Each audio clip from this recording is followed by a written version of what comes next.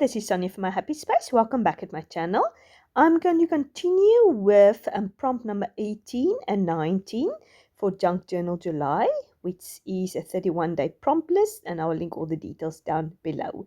So the prompt is cut out and tucked away, and I thought I'm going to actually combine the two again because that will give me a little bit more flexibility also later if I don't want to do on a certain page entry. I can actually, because I will have extra pages.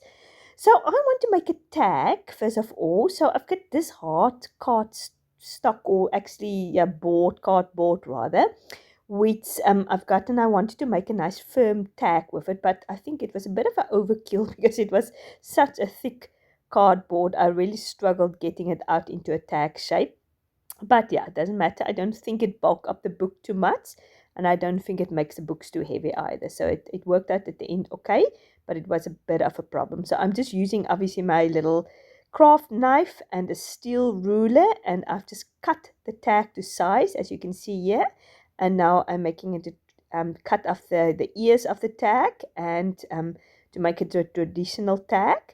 And first of all, I just want to get a base on it, a white base, because at this point I wasn't 100% sure what I was going to do with this tag. At the end, I don't think it was really 100% necessary because I'm going to cover everything, but at least I am starting off with a clear palette or clean sheet, so to speak. So I've done both sides. I mean, it's a bit rough and ready. And then I decided I'm just going to cover it with some music sheets. Also, you're not really going to see a little bit, you're going to see at the end of that. But yeah, I just wanted to get it a nice layer. What I was going to do is I was thinking of creating some layers, 2 layers or so on this tag, and have a cut out, like a hole inside it. I've done it previously also. Yeah, I'm just showing you previously I've stamped something on that book page. I wanted to use it in one of my previous entries, but it didn't work. So I thought now it looks very nice. I'm just looking for a focal point, and I was considering that little baby boy, but I thought he might be a bit too big. And then I've got this die cut, which is, I think it's a Bella Boulevard collection, or maybe it's a Kaiser Craft collection. I think it's an old collection, which is one of my favorite collections. So I've decided to use that as a focal point, that beautiful flower. So I'm just cutting the axis off. As you can see, I've adhered with gel medium. And now I'm going to use this pattern paper, which is almost like wallpaper. I think this is just a free printable, or it's Amity Bloom. I'm not 100% sure where I got this paper from. So as you can see, I made a cross with my Exacto in the middle of the page, and I'm just going to tear it open, and it's almost going to look like a burst, sort of a hole coming through that. I've done it, as said previously in the entry, and lots of people have done it also before. So I just thought that is sort of an idea of a cut out. I cut out a hole on there, and then I want it big enough for that bit of the rose to pop through. So I'm just going to put yet again some gel medium around it, so when I pop my pattern paper on top of it, I didn't put it very straight in. There's a little bit more space on the right hand side, but at least you can see now the book page coming through, so maybe that is okay.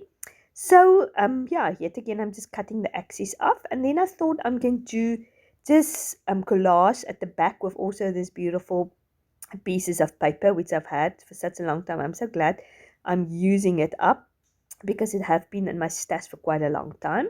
So I'm just using the different colors of the yellows and the greens. Love how that turned out also. Just to create it, because obviously it didn't look very nice with just the white paint at the back, because I didn't do the painting very well. I probably should have gave it 2 or 3 layers.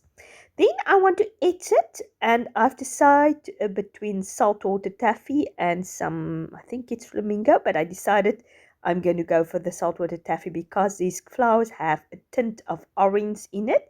And yeah, it looks very nice. I love how that turned out. So I'm just etching it, and then I'm going around these white pieces which burst open, and I'm just going to make that also orange. I'll show you a close-up photo or close-up image in a minute. So yet again, I'm just using my stamps to put out the cut out, and I thought I'm going to use some of this pattern paper to put my word on, just to reflect, just to melt in, or just to fit in with this tag. I love how tag turned out at the end. It's beautiful. It's something different, and I'm actually glad I did do it on this such a sturdy cardboard because yeah, it looks nice and sturdy. Now I'm looking for a topper because I know I'm not going to be able to cut a hole through that hard cardstock. So I'm just auditioning quite a lot of these lace pieces, but I've settled on the salmon orange, which I think work perfectly with this color scheme. Especially it's very much like the salt or the toffee and the orange flower, hints of orange on that flower that poke through. So but it's a bit flimsy, so I don't think it's the most perfect topper, so it is more for decoration. So I'm just gluing it on with some fabric glue, so on either side. So yeah, it's just a hint of color and some fun. Love how that turned out. And now I'm going to work on my tuck spot or tucked away. So obviously I want to decorate that also a little bit. It looks a little bit bland, but first of all I'm just using some red line tape, which is quite nice and sturdy, just to put it there at the bottom. So I know this tag is quite heavy, so it needs to be something strong to hold it in. So I'm just connecting it there, and then I'm going to put my tag in there to see how that looks. Now I want to use some of that same lace, and I've decided to put it on the one side of that tuck spot. Yet again, I'm just using my fabric glue to put that on. Love how that turned out also. And then I've decided, okay, now to go the reverse, I'm just going to put my words on green that this time. I first wanted to put it at the bottom, but then I thought to balance it out, I'm actually going to put it there at the top.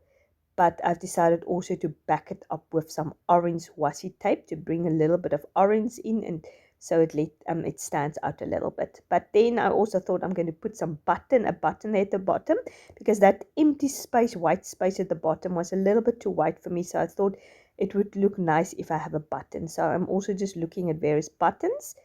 But I think that big button with the orange flowers works the best because it's nice and big and it fills that hole a little bit. So yeah, I'm just looking for the blue one also. Yeah, I'm also glad to be able to use that button because I've had that also in my stash for ages. So I'm just putting this blue thread through it. I think it's just embroidery thread, and I make a little cute bow, as you can see. And then I'm just also connect the button there at the bottom, just to have a little accent point and have something interesting. So this complete tucked away and cut out, and I'm very happy how that turned out, and I'm glad that I could combine it. So I hope you enjoyed watching me do this. If you like this video, please give it a like. I'd really appreciate it. And if you haven't subscribed, please do so. I'd love to have you as part of this family. You must have a fantastic day, and God willing, I'll speak to you on Thursday. Lots of love. Bye-bye.